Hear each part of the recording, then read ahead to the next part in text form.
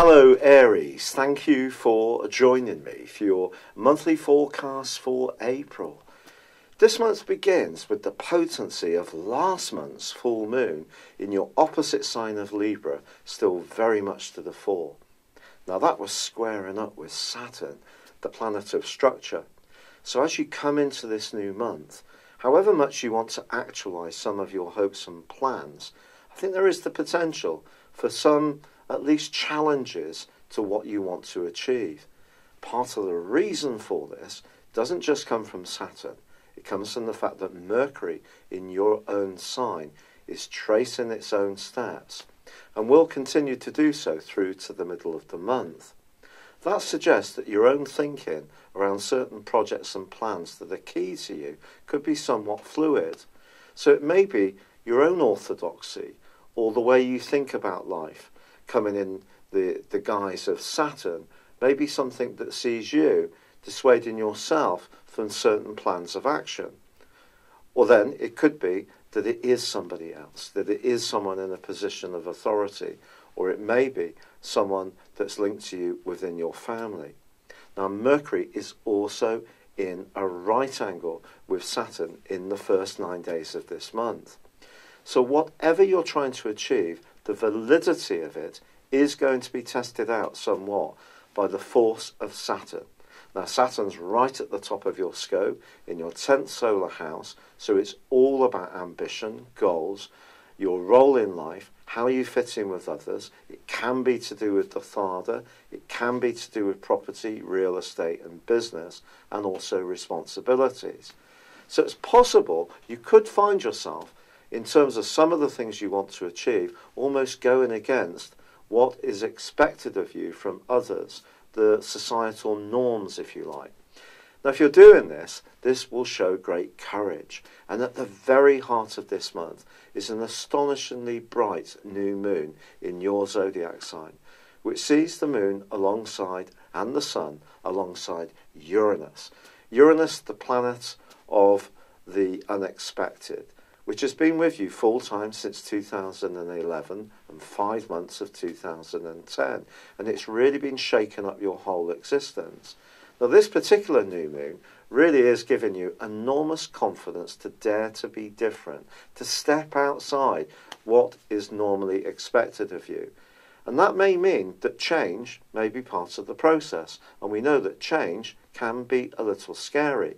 But when it comes to your ambitions and goals, this is a month when you may find some of the things that you want to achieve are just so compelling, you just have to go for it, even if you have to make a degree of personal sacrifice. And some of that sacrifice may come even around your relationships.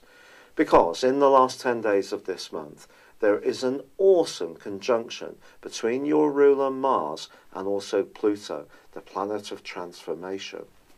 Now this is one of the most forceful of all planetary aspects. And if you really want to make it all the way to the proverbial boardroom, this is certainly an aspect that will help you to get there. But it can be very ruthless. So if you are wanting to make progress, but also keep people on side, some of the extremes of this month may be something you're going to need to resist. Now what's going to help you is that the retrograde does come to a close on the 15th. Now it doesn't mean to say that all the issues around your ideas to start things afresh or energize a strand that's really exciting to you is completely resolved. It won't be until the 4th of May, when Mercury comes out of shadow, that you really can come back to the place where the retrograde first began back in March. But this is certainly a month when it can be good to be fluid and flexible, but that doesn't mean to say you shouldn't be ambitious or you shouldn't want to aim for a new job, start a new business. Because if you really have that hunger and desire, you most certainly can end up in the limelight. And people become so much more aware of the skills, talents, and personality that you bring to situations. It's really exciting stuff. However, it's also true that the sun does relocate into a new location on the 20th, into the sign of Taurus. And this is all about your foundations in life. So if you have been working on something that has started to shape up, you can see the tangible evidence of what you've been investing your time and energy in. You can start to see the physical rewards from the start of week 3. But also Venus, the planet of love and affection, is in an incredibly positive location for you right through this month.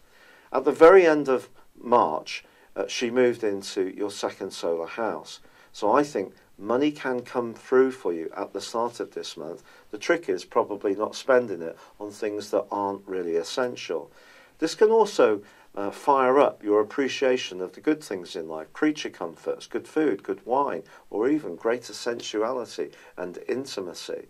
But then on the 25th, well, Venus moves into a much lighter, more playful and chatty zone, switching into the sign of Gemini. But in that last 10 days of this month, with the Sun relocated in an Earth sign, and with Mars and also Pluto collaborating in the earthy Capricorn, I think you're really going to be much more grounded in your approach. It's going to be less about ideas and more about getting a return. Now, as this month does come to a close, there is another full moon. This full moon occurs in the sign of Scorpio, which is all about your longer term prospects when it comes to how you interact with anyone closely, intimately, in a marriage or live-in relationship, or perhaps one that has the prospects to head in that direction. It's also about business partnerships, but it can be about who we choose to bank with, or what we're doing in terms of personal insurance, pensions, savings, that kind of stuff. But this is squaring to the North Node, the point of destiny, which has been in a sensational location for you since last May. Now, this just suggests that when it comes to extravagance or risk-taking, I really would steer clear. What you need to do in the last phase of this month is to be very, very thorough, methodical, and determined to see that all the hard work and labour that you're putting in does give you something back that you can physically understand and see.